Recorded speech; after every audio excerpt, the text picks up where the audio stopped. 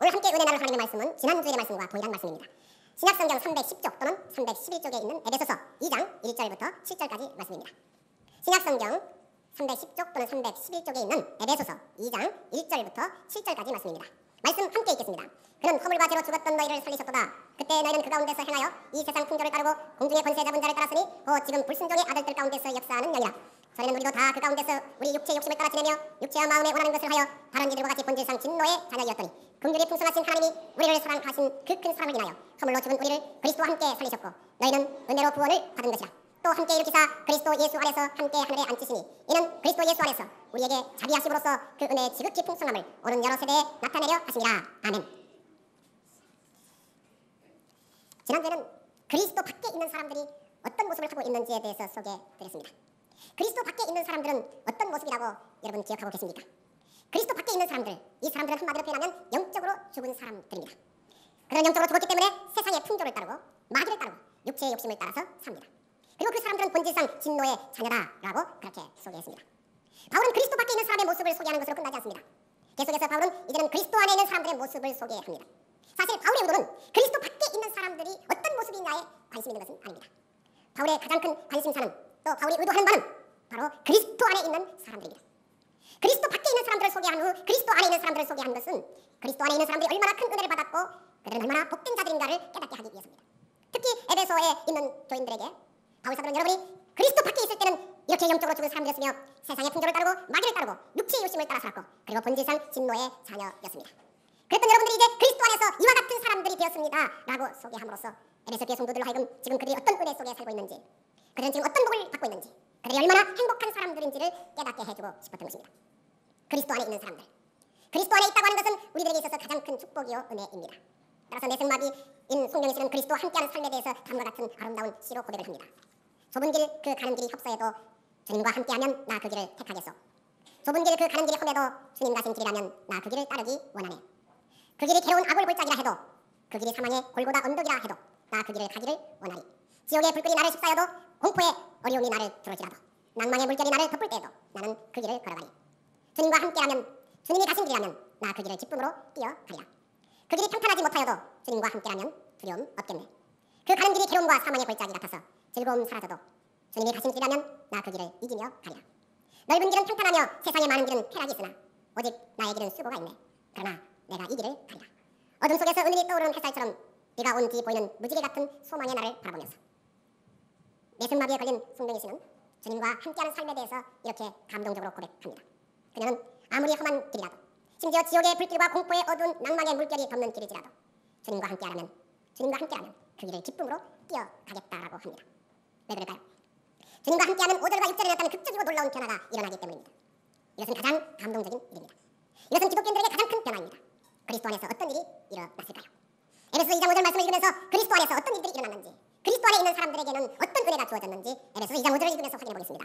함께 읽겠습니다. 허물로 죽은 우리를 그리스도와 함께 살리셨고 너희는 은혜로 구원을 받은 것이다. 우리가 그리스도 밖에서 세상의 풍조를 쫓고 공중 권세 잡은 자를 따르고 육체의 욕심을 따르던 때 우리는 죄로 죽은 상태였습니다. 물론 이것은 육체적인 죽음이 아니라 영적인 죽음을 의미합니다. 영적으로 죽은 사람에게 무엇을 기대할 수 있을까요? 그에게서는 죄의 노예가 되어 온갖 죄에 빠져 살아야만 하는 불쌍한 모습뿐입니다. 그는 스스로는 도저히 이 죽음에서 벗어날 수 없습니다. 따라서 예수 그리스도께서는 모든 사람의 죄를 대신해서 십자가에 죽으신 것입니다. 하나님께서는 예수 그리스도를 3일 만에 살리셨습니다. 그런데 하나님께서는 예수 그리스도를 살리실 때 엄청난 놀라운 일을 하셨습니다. 하나님께서 예수 그리스도를 살리실 때 엄청난 놀라운 일을 하셨다고 했는데 그 일은 과연 무엇일까요? 이것은 우리 생애의 가장 감동적이고 극적인 일입니다. 하나님께서 예수 그리스도를 살리셨을 때 우리도 함께 살리셨다라고 말합니다. 즉 그리스도 안에 있는 사람들에게는 생명이 있다는 것입니다. 여러분 그리스도 밖에 있는 사람들에게는 생명이 없다라고 소개를 해드렸습니다. 그런데 그리스도 안에 있는 사람들에게 생명이 있다고 합니다. 한번 생각해 보십시오. 그리스도께 일어난 일이 우리에게 동일에게 일어났으니 얼마나 놀라운 일입니까? 많은 사람들은 예수를 믿으면 구원을 받았고 예수를 믿으면 생명을 얻었다라고 단편적으로 합니다. 그런데 그 생명이 어떤 생명이냐면 십자가에 못 박혀 죽으신 예수 그리스도를 살릴 때에 그때 하나님께서 우리도 살린 생명입니다. 이 진리에 대해서 가장 정확하게 깨달은 분이 있다면 아마 바울일 것입니다. 바울 사도는 자기에게 있는 생명이 어떤 생명인지를 가장 정확하게 깨달았습니다. 많은 사람들은 예수를 믿으면 생명을 얻는다라고 그렇게 단편적으로 알고 있지만 사실은 단편적인 얘기가 아닙니다. 그 속에는 너무나 풍성한 은혜가 있고 놀라운 비밀이 있습니다. 바울 사도는 이 사실에 대해서 갈라디아서 2장 20절에서 이렇게 고백을 합니다. 함께 읽어보겠습니다. 내가 그리스도와 함께 십자가에 못 박혔나니 그런즉 이제는 내가 사는 것이 아니요 오직 내 안에 그리스도께서 사시는 것이라. 이제 내가 육체 가운데 사는 것은 나를 사랑하사 나를 위하여 자기 자신을 버리신 하나님의 아들을 믿는 믿음 안에서 사는 것이라. 바울은 그리스도 안에서 거듭난 후 제압된 자신은 그리스도와 함께 십자가에 못 박았고 이제는 자신 속에는 그리스도께서 사신다고 말합니다. 바울은 자기 안에 그리스도가 산다고 합니다. 지금 내가 살고 있는 것은 내가 사는 것이 아니요 그리스도께서 사신 것이다라고 말합니다. 바울은 자기 안에 있는 생명이 어떤 생명인지 잘 알고 있었습니다. 여러분은 여러분 안에 있는 생명이 어떤 생명인지 아십니까? 수많은 크리스찬들은 그저 내게 생명이 있다라고 그렇게만 생각합니다. 여러분, 내 안에 있는 생명은 예수 그리스도의 생명인 것을 믿으시기 바랍니다. 하나님께서 예수 그리스도를 살릴 그때 우리도 함께 살리셨기 때문입니다. 그래서 바울 사도는 이렇게 말하는 겁니다. 내가 그리스도와 함께 십자가에 못 박혔나니 그런즉 이제는 내가 사는 것이 아니요 오직 내 안에 그리스도께서 사시는 것이라. 여러분도 이 진리를 알고 계십니까? 그리고 이 진리를 깨달으셨습니까? 그리고 바울 사도처럼 내 안에 그리스도께서 사시는 것이다. 나의 생명의 원인이 그리스도다. 나의 생명의 원동력은 그리스도다. 내가 지금 사는 것은 그리스도의 생명으로 살고 있다는 것을 알고 계십니까? 바울 사도는 이 진리를 깨달았습니다. 그래서 똑같이 사람들이 외형적으로 살고 있지만 생명의 원천이 다른 것입니다. 이 진리를 깨달지 못한 사람들은 육체의 생명만 가지고 삽니다. 육체의 생명은 제한되어 있습니다. 영원하지 못합니다. 그런데 바울 사도는 다른 사람과 똑같이 살고 있음에도 불구하고 그는 다른 생명을 가지고 사는 것입니다. 예수 그리스도의 생명을 가지고 사는 것입니다. 내가 다른 생명으로 살고 있다는 사실을 아는 사람들은 똑같이 살 수가 없습니다. 지금 내가 사는 것은 내가 사는 것이 아니요 내 안에 그리스도께서 사신 것이다. 이것은 거듭난 자의 새로운 삶의 참모습입니다. 거듭난 자는 새로 태어났기 때문에 삶의 방법이 바뀌는 것입니다. 이제는 세상에 돈 많은 사람이나 권세 있는 사람을 부러워하지 마십시오. 그들에게 아무리 많은 재산과 아무리 높은 권세가 있어도 그리스도가 없기 때문에 죽은 자들입니다. 죽은 자를 부러워하는 사람이 있습니까? 아마 여러분들이 지금까지 세상을 살아가면서 죽은 자들을 봤을 것입니다. 죽어있는 사람의 자리에 여러분들이 한 번쯤은 다 참여해봤을 것입니다. 여러분 죽은 자 옆에 있는 살아있는 사람들이 죽은 자를 부러워한 적 있습니까? 아 당신이 부럽습니다. 한없이 부럽습니다. 너무 부러워서 우는 사람 봤나요? 죽은 자가 부러워서 우는 사람은 없습니다. 죽은 자가 불쌍해서 우는 것입니다. 세상에 아무리 많은 재산과 아무리 높은 권세가 있어도 그리스도가 없기 때문에 죽은 자들입니다. 그래서 그리스도인들은 그들을 아무도 부러워하지 않습니다. 그들은 죽은 자들이요 그리스도인들은 그리스도의 생명이 그 안에 있는 자들이기 때문입니다. 우리는 비록 재물이 없고 권세가 없어도 그리스도와 함께 있는 사람으로서 참으로 생명을 가지고 있는 사람들입니다. 그리스도 안에 있는 사람들에게는 영원한 생명이 있기 때문입니다. 우리는 사망의 자리에서 생명의 자리로 옮긴 엄청난 위치 변화를 체험한 것입니다. 우리는 진급을 해도 얼마나 기쁜지 몰라요. 월급이 조금 올라도 얼마나 기쁜지 몰라요. 그런데 여러분 죽은 자에서 산자로 옮긴 것은 우리에게 얼마나 큰 기쁨이 될까요? 그 기쁨은 진급한 것보다 더 큰 기쁨일 겁니다. 그 기쁨은 월급이 조금 오른 것보다 더 큰 기쁨일 것입니다. 그런데 왠지 우리는 월급이 오른 것으로 인해서 더 기뻐하는 모습으로 살아가는 것 같습니다. 우리는 진급한 것 때문에 더 기뻐하는 모습으로 살아가는 것 같습니다. 우리가 믿는 이유는 더 높은 자리에 올라가기 위해서인 것 같고 우리가 믿는 이유는 더 많은 것들을 갖기 위해서 믿는 것 같습니다. 여러분 우리는 더 이상 아무것도 더 갖지 않아도 우리가 앞으로 더 가질 어떤 것들보다 비교할 수 없는 그리스도의 생명이 우리 안에 있음을 믿으시기 바랍니다. 아무리 높은 자리라 할지라도 그리스도의 생명을 대신할 수는 없습니다. 아무리 많은 재산이 있지라도 그리스도의 생명을 대신할 수는 없습니다. 그런 것들과는 비교할 수 없는 가치가 있는 것이며 그런 것들과는 비교할 수 없는 은혜인 것이고 복인 것입니다. 우리는 사망의 자리에서 생명의 자리로 옮긴 엄청난 위치 변화를 체험했습니다. 앞으로 어떤 위치 변화가 일어나도 이런 변화는 없을 것입니다. 이 놀라운 사실을 잊지 마시기 바랍니다. 그리고 우리가 생명 얻은 존재라는 사실 때문에 항상 소망으로 사시기 바랍니다. 우리의 육체의 생명이 이업을 받을 때도 내 안에 그 어떤 이업을 받을 수 없는 그 무엇으로도 이업할 수 없는 그리스도의 생명이 내 안에 있다는 사실을 믿으시기 바랍니다. 6절에서 이 사실을 다시 한번 반복합니다. 에베소 2장 6절 말씀을 함께 읽어보겠습니다. 또 함께 일으키사 그리스도 예수 안에서 함께 하늘에 앉으심. 이것은 그리스도를 부활케 하신 하나님께서 우리도 그리스도와 함께 부활케 하신다는 것입니다. 그리스도께서 부활하신 것과 동일하게 우리도 부활할 것입니다. 이것은 믿는 사람들이 죽음을 두려워하지 않은 가장 큰 이유입니다. 이 부분에 대해서 히브리서는 우리보다 먼저 믿음 생활했던 사람들에 대해서 소개를 합니다. 그들은 이 부활의 기쁨, 이 생명의 기쁨이 그들을 어떻게 지배했는지 히브리서는 정확하게 표현하고 있습니다. 우리는 이 말씀을 읽을 때마다 아무런 도전이 안 받을 수도 있습니다. 그러나 오늘 이 시간만큼은 커다란 도전을 받을 수 있었으면 합니다. 그리스도의 생명, 우리 안에 생명이 있다는 것이 우리에게 가장 큰 도전이 되었으면 합니다. 지위가 올라가는 것이 우리에게 도전이 아니라 돈을 좀 많이 번 것이 우리에게 큰 도전이 아니라 우리 안에 그 무엇으로도 바꿀 수 없는 그리스도의 생명이 있다는 것이 우리 인생의 가장 큰 도전이며 흥분이 되었으면 합니다. 히브리서 11장 35절부터 38절에 읽으시면서 우리보다 먼저 믿음으로 살았던 초대교회 성도들이 삶의 가장 큰 원동력, 삶의 가장 큰 도전은 무엇에서부터 왔는지를 확인해 보시기 바랍니다. 함께 읽어보겠습니다. 여자들은 자기의 죽은 자들을 부활로 받아들이기도 하며 또 어떤 이들은 더 좋은 부활을 얻고자 하여 심한 고문을 받되 구차히 풀려나기를 원하지 아니하였으며 또 어떤 이들은 조롱과 채찍질뿐 아니라 결박과 옥에 갇히는 시련도 받았으며 볼로 치는 것과 톱으로 쳐는 것과 시험과 칼로 죽임을 당하고 양과 염소의 가죽을 입고 유리하여 궁핍과 환난과 학대를 받았으니 이런 사람은 세상이 감당하지 못하느니라. 그들이 광야와 산과 동굴과 토굴에 유리하였느니라. 아멘. 초대교회 성도들은 어떤 핍박도 어떤 죽음도 두려워하지 않았다고 합니다. 그들은 그리스도와 동일한 부활이 자신들에게 있음을 알았기 때문입니다. 여러분 그들은 이렇게 고백합니다. 또 어떤 이들은 더 좋은 부활을 얻고자 해 심한 고문을 받되 구차히 풀려나기를 원하지 않았다. 더 좋은 부활을 얻고자 하여 심한 고문을 받되 구차히 풀려나기를 원하지 않았다고 합니다. 그들은 육체의 죽음을 두려워하지 않았습니다. 어떤 육체적인 고난도 두려워하지 않았습니다. 그들은 세상에 그 누구도 빼앗아갈 수 없는 그리스도의 생명이 그들 안에 있었기 때문입니다. 오늘날 이 놀라운 일은 우리에게도 계속될 줄로 믿으시기 바랍니다. 초대교회 성도들처럼 용기 있게 살지 못하는 이유가 무엇입니까? 우리 안에 그리스도의 생명이 있다는 사실을 깨닫지 못하고 살고 있기 때문입니다. 나의 생명의 원동력이 내 자신이 아니라 그리스도의 생명이라는 사실을 모르기 때문입니다. 여러분 한 주간 살면서 내 안에 그리스도의 생명이 있음을 깨달으시길 바랍니다. 그리스도 안에 있는 생명으로 여러분 살아가시길 바랍니다. 아무것도 두려워할 것이 없을 것입니다. 그리스도 안에 있는 사람들에게는 생명이 있다고 말씀을 드렸습니다. 그리스도 안에 있는 사람들에게는 또 무엇이 있을까요? 에베소서 2장 6절 말씀을 다시 읽으시면서 그리스도 안에 있는 자들에게 또 어떤 일이 일어나는지 확인해 보겠습니다. 함께 읽겠습니다. 또 함께 일으키사 그리스도 예수 안에서 함께 하늘에 앉히시니. 우리는 이 말씀에 대해서 놀라움을 금하지 않을 수 없습니다. 이 말씀은 결코 평범한 내용이 아니기 때문입니다. 물론 이 말씀을 많은 사람들이 읽었을 것입니다. 오늘 또 우리는 이 말씀을 함께 읽었습니다. 그러나 그냥 읽고 대부분이 지나갔을 것입니다. 왜 그럴까요? 대부분의 사람들이 이 말씀에 있는 놀라운 은혜를 발견하지 못하기 때문입니다. 이 말씀은 그냥 지나칠 수 없는 놀라운 은혜를 우리에게 주고 있습니다. 그 놀라운 은혜는 뭡니까? 하나님께서 우리를 그리스도와 함께 하늘에 앉히셨다고 합니다. 또 함께 일으키사 그리스도 예수 안에서 함께 하늘에 앉히시니라고 말합니다. 우리를 그리스도와 함께 하늘에 앉히셨다고 합니다. 그리스도 안에 있는 사람들에게는 영광이 있다는 것입니다. 특히 이 말씀은 우리 말씀으로는 잘 구분이 안 되느냐만 과거 시제로 되어 있습니다. 따라서 하나님께서 그리스도와 함께 우리를 이미 하늘에 앉히셨다는 것입니다. 참 이상하죠. 우리는 분명히 현재 땅에서 이렇게 살고 있는데 어떻게 그리스도와 함께 이미 하늘에 앉아 있다고 표현하는 걸까요? 우리는 지금 이 땅에서 온갖 육체적인 고난과 또 세상적인 일들에 시달리면서 살고 있습니다. 한 주간 또 우리는 여러 가지 많은 예기치 못했던 일들을 만나고 또 많은 힘든 일들을 만나면서 시달리며 한 주간 살았습니다. 그런데 성경은 어떻게 해서 우리가 이미 하늘에 그리스도와 함께 앉았다고 소개하는 걸까요? 그렇기 때문에 이 말씀을 읽으면서도 우리는 큰 보존이나 은혜를 받지 못할 것입니다. 아마 미래에 언젠가 되어질 일이라고 생각하면서 가볍게 읽고 지나갈 것입니다. 그러나 여기에 쓴 말씀은 이미 우리가 그리스도 안에서 하늘에 앉았다고 말합니다. 모두가 다 실감나지 않을 것입니다. 그런데 이 문제 해결은 그리스도와 함께 있습니다. 그리스도와 함께라는 것은 신비적 연합을 통해서 우리가 그리스도와 하나가 된 것을 뜻합니다. 신비적인 연합을 통해서 우리가 그리스도와 하나가 되었으니 그리스도께서 하늘에 앉아 있을 때 우리도 하늘에 앉아 있다는 것입니다.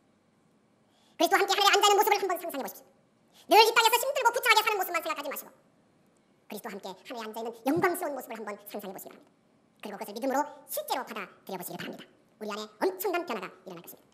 우리의 삶의 자세가 바뀌게 될 것입니다. 우리는 하늘에 앉아 있으면서 땅에서 살고 있기 때문입니다. 하늘에 앉아서 땅에 사는 사람들입니다. 그러나 언젠가는 우리는 하늘에 앉아서만 사는 날이 올 것입니다. 현재 우리는 하늘에 앉아서 이 땅에 살고 있는 사람들입니다. 하늘에 앉아서 땅의 일을 한번 바라보십시오. 땅에서만 땅의 일을 보지 마시고 하늘에 앉아서 땅의 일을 바라보십시오. 저는 그렇게 중요했던 것들이 이제는 너무나 하찮아 보일 것입니다. 저는 그렇게도 커 보이던 것들이 이제는 너무나 작게 보일 것입니다. 저는 그렇게도 어렵던 것들이 이제는 너무나 쉬울 것입니다. 저는 그렇게도 고통스러웠던 것들이 이제는 너무나 기쁜 것이 될 것입니다. 저는 그렇게도 무가치하게 여겼던 것들이 이제는 너무나 귀한 것들로 여겨질 것입니다. 왜 그런지 아직 이해하지 못하시겠습니까? 그러면 산을 생각해 보시기 바랍니다. 평지에서는 크고 높은 산봉우리들과 그리고 깊은 골짜기들을 보면서 모두 험해 보입니다. 산이 높아 보입니다. 그리고 골짜기는 깊어 보입니다. 그러나 가장 높은 산 정상에 올라가서 밑을 내려다보면 아래에 있는 모든 것이 마치 카페트를 깔아놓은 것처럼 평평해 보입니다. 혹시라도 비행기를 타고서 위에서 밑을 내려다본다면 더더욱이나 높고 낮은 것을 구분할 수 없을 만큼 평평해 보일 겁니다. 이제 이해할 수 있습니다. 우리는 이미 그리스도와 함께 하늘에 앉아있다는 사실을 잊지 마십시오. 믿는 사람에게 이보다 더 영광스러울 수는 없습니다. 이제부터 삶이 너무나 신나고 재미있었으면 합니다. 하늘에 앉아있으면서 땅에 사니 땅에 있는 모든 것을 제대로 볼 수 있습니다. 땅에서만 사는 사람들은 모든 것을 제대로 볼 수 없습니다.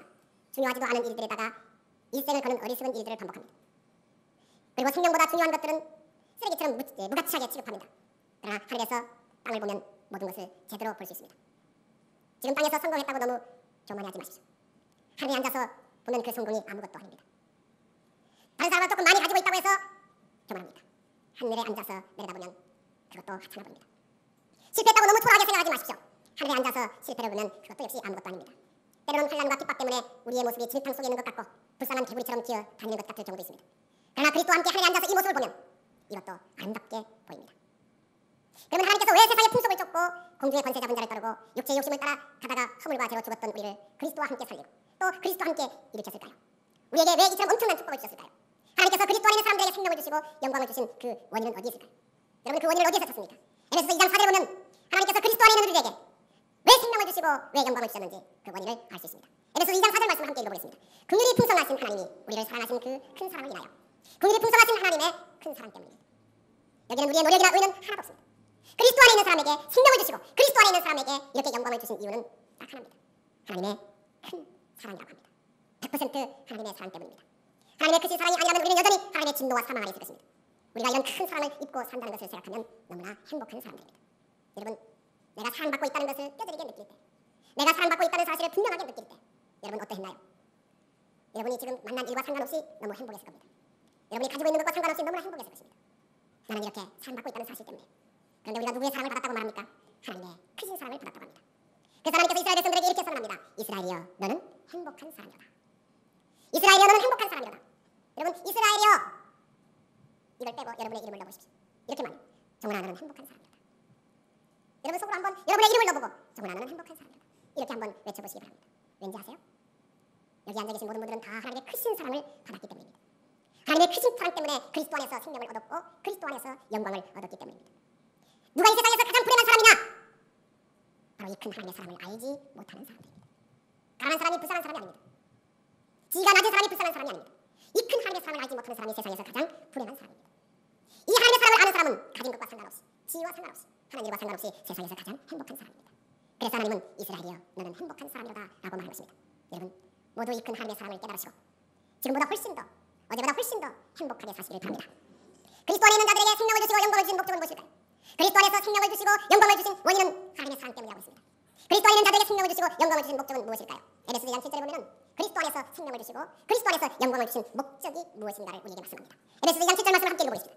이는 그리스도 예수 안에서 우리에게 자비하심으로써 그 은혜의 지극히 풍성함을 오는 여러 세대에 나타내려 하십니다.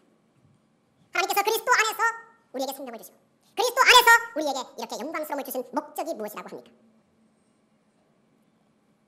그 은혜의 지극히 풍성함을 오는 세대에 뭐 하기 위해서요? 나타내요. 하나님의 은혜를 나타내기 위해서라고 합니다. 여러분 우리의 모습을 보면서 사람들이 하나님의 은혜를 발견할 수 있을까요? 하나님께서 우리에게 먼저 이 큰 사랑을 주셔서 그리스도 안에서 생명을 누리고 그리스도 안에서 영광을 누리도록 하신 이유가 뭐냐면 하나님의 크신 은혜를, 하나님의 지극히 풍성한 은혜를 뭐하게 하기 위해서라고 합니다. 나타내기 위해서라고 합니다. 우리의 모습을 통해서 하나님은 하나님의 지극히 풍성한 은혜를 나타내려고 우리를 먼저 그리스도 안에서 생명을 주시고 그리스도 안에서 영광을 주셨다라고 하는 것입니다. 따라서 우리의 삶은 우리 모습 속에서 이 지극히 풍성한 하나님의 은혜를 나타내는 삶을 살아야 하는 것입니다. 하나님은 모든 세대에 이 지극히 풍성한 하나님의 은혜를 나타내기 위해서 그리스도 안에 있는 사람들에게 생명을 주시고 영광을 주셨다고 합니다.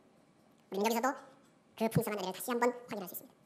그래서 우리는 304장에서 이렇게 찬송합니다. 하늘을 두루마리 삼고 바다를 먹물 삼아도 한없는 하나님의 사랑 다 기록할 수 없겠네.